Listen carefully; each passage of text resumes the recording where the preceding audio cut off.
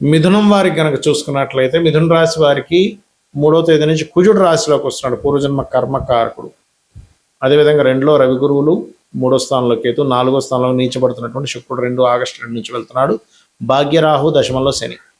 మరి ఈ యొక్క గ్రహస్థితిని అనుసరించి మీకు ఎలా ఉండబోతుంది, ఏ దేవతారాధన చేయాలి, ఎటువంటి విషయాల పట్ల మీరు జాగ్రత్తగా ఉండాలి అనేటువంటి అంశాలు చెప్తుంది నేనైనప్పటికీ చెప్పిస్తుంది సాక్షాత్ లలిత అమ్మవారిగా భావిస్తూ ఆ లలితాంబిక అమ్మవారి యొక్క అనుగ్రహం పరిపూర్ణంగా కలగాలన్న స్ఫూర్తిగా కోరుకుంటూ, ఇక్కడ గమనించినట్లయితే ఎప్పుడైతే ఈ యొక్క గ్రహస్థితి అంటే మీకు మిథునం వారికి 6-11 అధిపతి లగ్నంలో ఉన్నాడో కుజుడు, ఇది కొంచెం హెల్త్ విషయంలో, అనవసరమైన గొడవల విషయంలో దీని ప్రభావం చూపిస్తూ ఉంటుంది. కాబట్టి అనవసరమైన గొడవల జోలికి మిథునం వారు 3వ తేదీ నుంచి అస్సలు వెళ్ళకండి దయచేసి. ఈ పక్షంలో ధనపరమైనటువంటి విషయంలో అభివృద్ధి ఖచ్చితంగా ఉంటుంది. కొంచెం ఎవరితోనైనా కమ్యూనికేషన్స్ విషయంలో చిన్న చిన్న మిస్అండర్స్టాండింగ్స్ వస్తాయి. వాహనం మీద వెళ్ళేటప్పుడు చాలా జాగ్రత్తగా ఉండండి. అందులో ముఖ్యంగా మీరు ప్రాపర్టీస్ కొనుగోలు చేసేటప్పుడు, వాహనాలు కొనుగోలు చేసేటప్పుడు, లేకపోతే ఏదైనా ఒక ప్రాపర్టీని డెవలప్ చేసేటువంటి విషయాల పట్ల 1-4 సార్లు అది మీకు పనికి వస్తుందో లేదో చూసుకోండి. మరియు ఇక్కడ వివాహ సంబంధించిన విషయాల్లో కొంచెం విదేశీ సంబంధాలు బాగా కుదురుతాయి. 2వ వివాహం కోసం చేసే ప్రయత్నం ఫలిస్తుంది. కెరీర్ విషయంలో కొత్త ఉద్యోగాల కోసం చేసే ప్రయత్నం ఫలిస్తుంది, గుర్తుపెట్టుకోండి. ఇక మీరు నిత్యము చేయవలసినటువంటి దేవతా ఆరాధన ఏమిటి అని చెప్పి చూసుకున్నట్లయితే ప్రధానంగా ఇక్కడ మీరు చేయవలసినటువంటి దేవతారాధన మీరు ఎప్పుడు కూడా ఏంటంటే లలిత అమ్మవారి ఆరాధన, దుర్గాదేవి యొక్క ఆరాధన చేయడం అనేటువంటిది చాలా చాలా చక్కటి ఫలితాలు ఇస్తుంది. మరియు రాశిలోకి కుజుడు వచ్చాడు కాబట్టి కాస్త కందులు దానంగా ఇవ్వండి, లేదా ఉదయం నిద్ర లేస్తూనే సుబ్రహ్మణ్యేశ్వర స్వామిని లేదా స్కందుడిని ఆరాధన చేయండి. ఖచ్చితంగా బాగుంటుంది, అందులో ఎటువంటి సందేహం లేదు. గోవులు క్యారెట్స్ కూడా పెట్టండి. ఇక్కడ ఏంటంటే మనకి గ్రహం ప్రతి నెల ఏదో ఒక గ్రహం మారుతూనే ఉంటుంది. కొన్నిసార్లు ప్రతి 14, 15, 16 ఈ తారీఖుల్లో రవి మారుతూ ఉంటాడు. దాంతోపాటు శుక్రబుధులు కూడా ముందు వెనక్గా మారుతూ ఉంటారు. శని అయితే 2.5 సంవత్సరాలకి, గురువు అయితే సంవత్సరానికి ఒకసారి, ఇప్పుడు అతిచారంలో ఉంది కాబట్టి ఎవరి 4 నెలలకు ఒకసారి మారిపోతూ వచ్చింది. అదేవిధంగా రాహుకేతులు సంవత్సరంన్నరకి మారుతూ ఉంటారు. చంద్రుడు అయితే 2.5 రోజులు. ఇక్కడ నేను మీకు ఒక విషయం చెప్తాను. ఎప్పుడూ కూడా మనకు లైఫ్లో చేంజింగ్స్ అనేవి ఎప్పుడు జరుగుతాయి, అది ఉద్యోగంలో కావచ్చు, మన ఆలోచన విధానంలో కావచ్చు, ఆవేశపూరితంగా చేసే విషయాల్లో కావచ్చు, కొన్ని చేంజింగ్స్ అనేవి ఉంటాయి.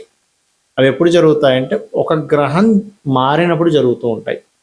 దీంట్లో ఒక్కొక్క గ్రహం మారినప్పుడు కొన్ని విషయాల పట్ల మీరు కాన్సన్ట్రేషన్ చేయాలి. అదేంటో చెప్తాను ఈరోజు నేను మీకు. శని మారుతున్నాడు అంటే మీరు పర్టికులర్గా వృత్తికారకుడు కాబట్టి మీ లైఫ్లో చాలా major incident, major related issues మారుతాయి, గుర్తుపెట్టుకోండి.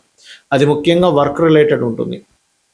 జూపిటర్ ఎప్పుడైనా రాశి మారాడు అంటే అది జీవుల మీద పడుతూ ఉంటుంది. ఎలాంటి జీవుల మీద?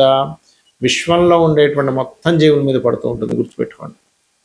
అదేవిధంగా ధర్మం మీద, జీవుల మీద. అందుకే చూడండి, గురువు అతిచారంలో ఇప్పుడు మనకి గోచారంలో కర్కాటక రాశిలో ఉండడం వల్ల, అది కాలసర్ప యోగంలో ఉండడం వల్ల జీవులు అనేక మంది మరణించడం. అంటే ఎట్లాగా కొన్ని అధర్మపరంగా ఎవడో ఏదో పైకి తీసుకెళ్ళి ఒక అమ్మాయి తోసేయడం అనుకోండి, లేకపోతే చంపేయాలనుకోండి, లేకపోతే యుద్ధం సీజ్ ఫైర్ అంటూనే ఒక మళ్ళీ యుద్ధం ప్రారంభించేసి మళ్ళీ చాలామంది లక్షల ప్రజలు నష్టపోవడానికి, కోట్ల ప్రజలు ఇబ్బంది పడడానికి కారణాలు అవుతూ ఉంటాయి. జూపిటర్ ఇండివిజువల్ హౌస్లో మీకు ఒక ఫ్రూట్ఫుల్నెస్ని ఇస్తుంది, లగ్నం నుంచి భావంలో ఏ భావంలో మారింది దాన్ని బట్టి. అంటే ఒక విషయంలో చెప్పాలంటే గురువు కనుక బాగుంటే ఫ్రూట్ఫుల్ ఫలితాలు కూడా ఇస్తాడు అక్కడ. ఇక కుజుడు ఎప్పుడైనా మారాడు అంటే గుర్తుపెట్టుకోండి, అది కమ్యూనికేషన్స్ మీద, భూముల మీద ఎఫెక్ట్ చూపిస్తూ ఉంటుంది. భూములకు సంబంధించిన విషయంలో బాగా పెరగాల, తరగాల ఏమిటనే విషయం చూపిస్తూ ఉంటుంది. అదేవిధంగా ఉదాహరణకి రవి మారాడు అనుకోండి, మీ కీర్తి ప్రతిష్టలు, ప్రమోషన్ వస్తుందా లేదా, లేకపోతే సంతానం కలుగుతారా లేదా, ఇలాంటి విషయాలను అది మూమెంట్ చేస్తూ ఉంటుంది. చంద్రుడైతే ప్రతి 2.5 రోజులు మారుతూ ఉంటాడు, అది పెద్ద విషయం కాదు. అది మనస్తత్వం మీద, మీ లగ్నాన్ని బట్టి ఉంటుంది.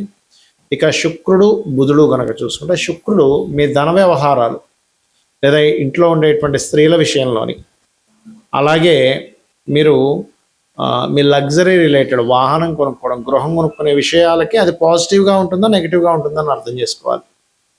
బుధుడు మీ విద్యా సంబంధించిన మీరు తీసుకునే డెసిషన్స్ మీద, అదేవిధంగా మీ ఐడియాలజీ మీద, దీని ప్రభావం చూపిస్తూ ఉంటుంది. రాహుకేతువులు మాత్రం పర్టికులర్గా రాహు మీకు ఒక ఆశ పుడుతుంది కానీ అది ఖచ్చితంగా నెరవేరుతుంది, లేకపోతే ఆశ వల్ల మీరు మోసపోతారా అని చెప్తుంది. కేతువు కొన్నిటిని కట్ చేసుకుంటూ ముందుకు వెళ్ళిపోవాలని, కొన్ని విషయాలకి కొన్ని కట్ అయిపోతుంటాయి మన లైఫ్లో.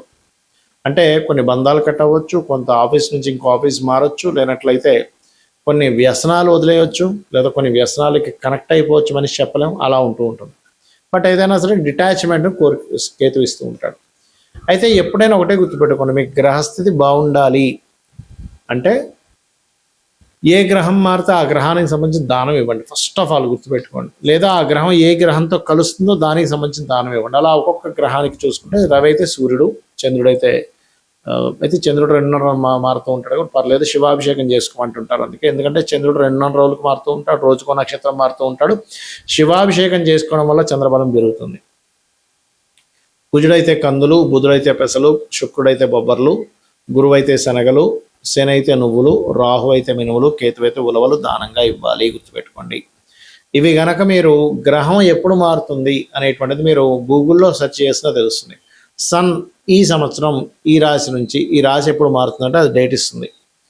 చాట్ జీపీటీ కూడా ఇస్తుంది, లేదా మీరు పంచాంగంలో చూసుకున్నా కూడా కనబడతాయి. పంచాంగంలో చాలా స్పష్టంగా ఏ గ్రహం ఎప్పుడు మారుతుంది అనేటువంటిది ఇస్తూ ఉంటారు.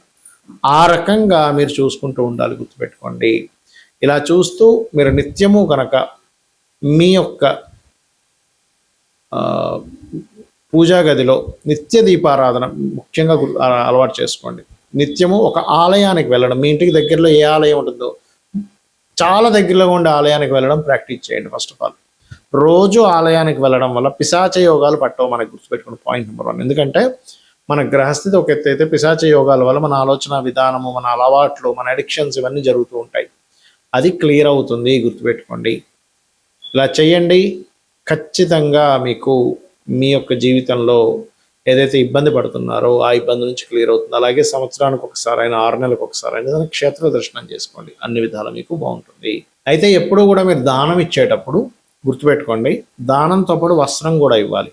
అంటే గోధుమలు ఇచ్చేటప్పుడు ఆరెంజ్ కానీ రెడ్ కలర్ వస్త్రం కానీ, బియ్యం ఇచ్చేటప్పుడు వైట్ కలర్ వస్త్రం ఇవ్వాలి. కందులు ఇచ్చేటప్పుడు కూడా ముదురు రెడ్ కలర్ ఇచ్చినా పర్లేదు, కందులు దానం ఇచ్చేటప్పుడు. అదేవిధంగా పెసలు కనుక దానం ఇచ్చేటప్పుడు మీరు గ్రీన్ అంటే మన గ్రీన్ కలర్ వస్త్రం బ్లౌజ్ పీసెస్ ఇవ్వచ్చు, లేదా మీరు ప్యాంట్ చొక్కా షర్ట్ చొక్కా ఇస్తాను, మీ ఇష్టం అది. అలాగే గురువు అనుకోండి yellow colour or cream colour, శని అనుకోండి బ్లూ ఆర్ బ్లాక్ కలర్స్. అదేవిధంగా రాహు అయితే సిమెంట్ కలరు, కేతు అయితే మల్టీ కలర్, ఈ కలర్స్ ఇస్తుండాలి. ముఖ్యంగా మీరు శుక్రుడు అయితే వైట్ కలర్, మళ్ళీ again pink are white colours కూడా ఇవ్వచ్చు. అయితే ఇక్కడ ఏంటి, చాలామంది దానం ఇచ్చే విషయంలో కొంత సంశయాలు కొన్ని ఉన్నాయి. ఎలా అంటే ఏమంటే మేము గుళ్ళో మూలన పెట్టేసి వెళ్ళిపోతే మాకు ఆ దానం పనిచేస్తుందా అని అడుగుతారు. మీరు మీ అకౌంట్లో డబ్బు వేయాలనుకోండి, మీ ధనాన్ని తీసుకెళ్ళి బ్యాంకులో ఒక మూలన పెట్టేసి వస్తే మీ అకౌంట్లోకి వెళ్తుందా? వెళ్ళదుగా. మీరు అకౌంట్ నెంబర్ చెప్తారు, మీ పేరు చెప్తారు, ఎంత అమౌంట్ చేస్తున్నారు చెప్తారు, ఏ అకౌంట్లోకి వేయాలో చెప్తారు కదా. అలాగే దానం కూడా మీరు ఇచ్చేటప్పుడు ఏ పర్పస్ మీద ఇస్తున్నారు, ఏ అభివృద్ధి అవ్వడం కోసం ఇస్తున్నారు, మీ పేరు గోత్రం చెప్పి ఇవ్వాలి. అలా కాదండి, కొంతమంది ఏమంటారంటే ఏమైనా గోవు పెట్టచ్చా? గోవుకి పెట్టచ్చు, కానీ ఈ పదార్థాలు కాదు. గోధుమ రవ్వ పెట్టచ్చు, బియ్యం పిండి పెట్టచ్చు, లేకపోతే క్యారెట్స్ పెట్టచ్చు కందులు బదులుగా, పెసల బదులుగా ఆకుకూరలు తినిపించవచ్చు, నువ్వులు బదులుగా బెల్లం పెట్టచ్చు, మినుములు బదులుగా ఉండలు పెట్టచ్చు, ఉలవల బదులుగా గ్రాసం పెట్టచ్చు. ఇలాగా శుక్రుడికి బొబ్బర్ల బదులుగా మనం తీపి చపాతీలు పెట్టచ్చు. అంతేగాని ఈ పదార్థాలు డైరెక్ట్ పెట్టడం కంటే కూడా అలా పెట్టడం అనేటువంటిది మంచిది.